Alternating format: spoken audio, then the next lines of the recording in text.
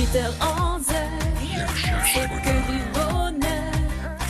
8h-11h, c'est que du bonheur. Et ce matin, que du bonheur d'accueillir Daniel Pardon, l'odeur des graines, bijoux de Tahiti et des îles. 8h-11h, c'est que du bonheur. Viens chercher bonheur. Je crois avoir dit l'odeur, c'est l'auteur. Hein. Bonjour Daniel Pardon. Bonjour. Vous allez bien ? Très bien. Très content de vous accueillir sur cette antenne. C'est une première tous les deux et on s'est pourtant rencontrés il y a quelques semaines de cela à la foire agricole.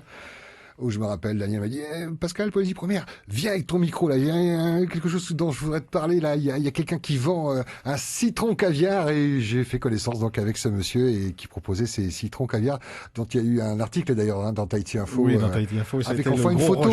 Voilà, c'était J'imagine. le gros rush. Comment vous présentez Daniel Pardon, rédacteur en chef du quotidien La Dépêche de Tahiti pendant près de 18 ans. Ouais.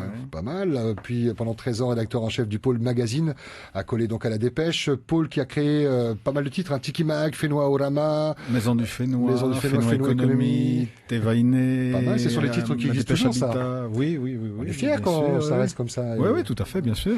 Et puis, auteur de plusieurs livres, hein, Tahiti entre ciel et mer, c'est en 92 aux éditions Cléna, Mururu et Fangatofa. Un état des lieux en C'est ça. 95. Vous étiez d'ailleurs le premier photographe, j'ai vu. Oui, à descendre sur les puits pour contrôler la radioactivité. Et il n'y a pas de radioactivité dans les puits. Bon, donc c'est passé sur Antenne 2 à l'époque, c'est passé sur le morceau de la séquence a été vu et revu. Quoi. Voilà. Souvenir, ça doit être sur le site de l'INA. Guide des fruits de Tahiti, ça c'était au Vent des Îles en 2005. Et on en refait un, il est terminé actuellement, il est en phase de correction, il doit sortir en 2017, on va le doubler, il va faire plus de 400 pages. Ah oui, donc pourquoi ? Parce qu'on a apporté plus de fruits ? Non, parce que j'ai plus bossé. Ah oui. Le guide de l'île de Pâques également au Vent des Îles en 2008 avec une visite de l'île de Pâques. Oui. Sous quel angle vous avez traité l'île de Pâques ? Historique, archéologique, géographique et pratique. C'est-à-dire pour dire aux gens qu'est-ce qu'on fait. Je voulais un livre qu'on puisse lire avant, pendant et après son séjour. Voilà. Et ce nouveau bébé, donc les graines bijoux de Tahiti et de ses îles. On parle bien des graines qui sont utilisées pour les colliers, pour la bijouterie ? Oui, absolument. Je me suis rendu compte, je voyage beaucoup dans les archipels, et je me suis rendu compte qu'il y avait une carence pour deux publics. Ceux qui vivent en partie ou totalement des graines bijoux, ils ont un nom vernaculaire souvent, et puis d'une île à une autre, c'est pas le même nom. Enfin bon, tout ça c'est un peu compliqué, c'est vague et c'est flou. Et puis surtout le grand public, celles et ceux, puis les hommes en portent maintenant un peu, qui achètent des bijoux, n'ont pas la moindre idée de ce qu'ils portent. Quand on va dans une bijouterie, on n'achète pas un caillou vert ou un caillou rouge, on achète une émeraude, on achète un rubis, on sait ce qu'on achète, on sait ce qu'on vend. Et je me suis rendu compte qu'ici, il manquait un ouvrage de référence pour tout le monde, pour qu'on sache, c'est une richesse locale, ça fait partie de la recherche identitaire, ça fait partie un petit peu de l'âme des marquises notamment, puisque ce travail est très développé aux marquises. Mais il manquait une base pour connaître le nom latin, pour connaître l'origine de la graine, pour connaître sa toxicité, ses propriétés médicinales, etc., etc. Voilà. Comment vous avez travaillé ? Vous parliez d'un instant de recherche. Le temps qu'il vous a fallu pour préparer ce livre, est-ce que c'était des rencontres de Matayapo, des gens qui sont un petit peu dans le domaine ? J'ai mis une dizaine d'années à recueillir patiemment dans les îles. Ça part d'une passion alors déjà ? Ou c'était dans le but déjà de Non, pouvoir... j'ai l'habitude de faire les bouquins que j'arrive pas à acheter en librairie. C'est pas compliqué la vie. Qui n'existe pas. Voilà. Donc il y avait rien sur Mururoa, il y avait rien sur l'île de Pâques, il y avait rien sur les fleurs, il y avait rien sur les fruits qui me convenaient. Donc j'ai fait tous ces bouquins. Et sur les graines, je me heurtais à un mur. Et de reportage en reportage, chaque fois que je partais, je me disais, bon, tu vas dans telle île, ramène quand même une ou deux fleurs, un ou deux fruits, j'entends en photo, et une ou deux graines, et surtout rencontre les gens sur place pour que tu aies le son de cloche local de l'île, et ensuite avec des botanistes et des scientifiques, on confronte tout ça. Maintenant avec Internet, il est facile d'entrer dans les banques d'informations type Hawaï, Singapour, Londres, etc. Donc il est facile d'étoffer un petit peu ses recherches. Alors différentes graines, les graines classiques, les graines négligées, qu'est-ce que vous appelez les graines négligées ? C'est des graines que par paresse, on traite pas, on fait plus. La tianina, par exemple, c'est une graine magnifique, une graine noire, mais elle ressemble à la graine de coco qu'on ramasse aux marquises, naturellement brillante. naturellement brillante, alors que la tianina, faut bosser pour la rendre brillante. Ok. Il faut la décortiquer, Donc il y a énormément de graines qui sont tombées dans l'oubli, et ce livre est destiné un peu à en remettre au goût du jour certaines, parce que les artisans ont aussi tendance à tourner en rond avec 7 à 10 graines. Or, j'en ai plus de 80 dans ce bouquin, c'est-à-dire qu'il y a vraiment de la ressource. Il faut pas. La bijouterie, c'est un peu de la mode, quoi. Il faut se renouveler sans cesse. On peut pas vendre tout le temps les mêmes graines et les mêmes bijoux. Et en même temps, quand on achète un bijou fait à base de graines, en tant que consommateur, la première question, c'est des graines de quoi? Voilà, absolument. Et ça veut dire que, en grande partie, les bijoutiers, les vendeurs de bijoux faits de graines, constitués de graines, ne le savent pas, ou ils connaissent le nom le plus basique sans pouvoir en raconter la provenance, c'est ça? Ils connaissent le nom qui est utilisé dans leur île. Quelques propriétés, mais pas beaucoup.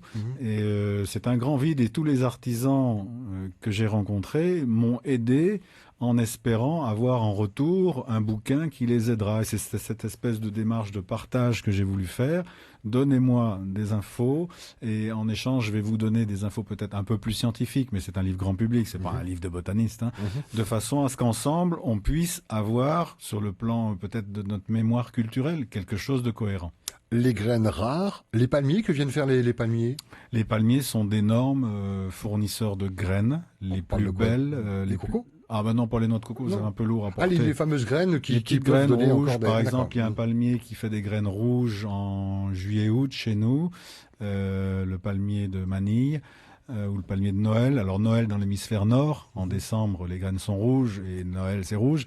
Bon, chez nous évidemment c'est décalé, et c'est un palmier qui produit énormément de graines de la taille d'une petite olive, et que les artisans utilisent. Daniel, pardon, mon invité, on parle de son dernier livre, Les graines bijoux de Tahiti et de ses îles, les graines éphémères. Ce sont des graines qui ne sont pas du coup utilisées pour la bijouterie. Alors si, Si, quand même. mais ce sont les graines que... On achète ce un sont collier, pas hop, il disparaît.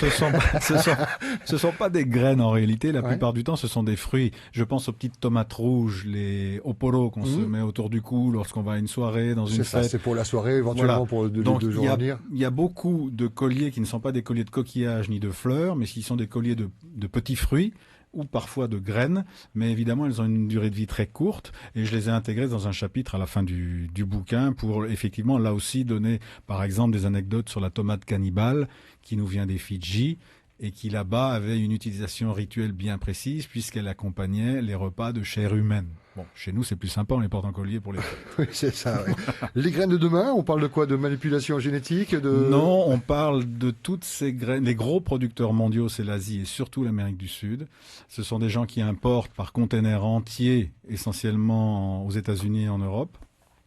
Et nos artisans, avec l'aide des pouvoirs publics, parce que c'est quand même compliqué d'importer des graines, c'est interdit bien sûr, pourraient, à mon avis, considérablement enrichir leur palette en pouvant importer des graines d'Amérique du Sud, dont le pouvoir de germer serait évidemment détruit, mais qui leur ferait une matière première peut-être plus riche, plus intéressante, pour varier encore plus leur création. Les photos sont de vous dans le Tout livre. est de moi, Elles oui, sont oui, texte et magnifiques. photos. Hein. Vous avez un bon appareil, Oui, vous avez un oui. bon coup d'œil. Oui, enfin on essaye quoi. Ah depuis non, le temps, c'est ça magnifique. Ça fait 35 ans que je fais des photos. L'OPT va encore s'intéresser à vos photos, et je crois qu'il y a eu une trentaine de timbres édités à partir de 2 photos. Oui, c'est vrai, oui. Dans Ouais. le passé, j'ai fait beaucoup Magnifique, de hein, timbres. vraiment très, très bien illustré. Oui, j'aimerais bien que l'OPT fasse des timbres sur ces graines pour les rendre plus populaires, bien sûr, oui. Magnifique. Mais on peut souhaiter longue vie et beaucoup de partage de ce livre, Les graines bijoux de Tahiti et de ses îles. Au vent des îles, on peut le trouver chez les libraires. Dans toutes les bonnes Grande librairies surface également. maintenant, et grande surface, j'imagine, dans tout le réseau au vent des îles classique. Merci Daniel, pardon d'être Merci venu à ce vous. matin. C'était un véritable plaisir. Ce livre est vraiment magnifique. Hein. Moi qui aime bien plutôt les livres à images où c'est pas écrit trop petit, c'est voilà, ça donne vraiment envie de le lire. Je ne l'ai pas lu, mais je l'ai entre les mains. Et voilà, je vous invite à le faire également. Daniel, le mot de la fin vous appartient. J'aimerais, si j'ai une minute, Oui. dire que mon vœu le plus cher, c'est que des jeunes Polynésiens le lisent et se rendent compte que plutôt que de rester dans la précarité à Tahiti, il est intéressant de rentrer dans ces îles. Je l'ai vu faire par une jeune fille de 21 ans qui vit maintenant très très bien aux Marquises et qui vit de ses graines. Et c'est une clé, ce livre, pour peut-être permettre à des jeunes de dire bon, on reste pas dans le vocation, bidonville, ouais. on reste pas dans la misère, on retourne chez nous, on gagne notre vie dignement, avec un vrai boulot, un vrai job, un vrai métier, une vraie technique. Et j'espère que ce livre les aidera. Ça me comblerait. Voilà. Super. Voilà pourquoi cette émission s'appelle C'est que du bonheur. Merci beaucoup, Daniel Pardon. Merci à vous. À bientôt, puis bonne tournée des médias, parce que j'imagine que maintenant vous faites la tournée. Vous êtes invité de Faleh Maoui. Voilà, tout l'heure, à fait. Voilà. À 11h en télé. Merci beaucoup, Daniel. Merci. 10h57, on est presque un peu à la bourre. On a le temps de retrouver Nathalie pour les offres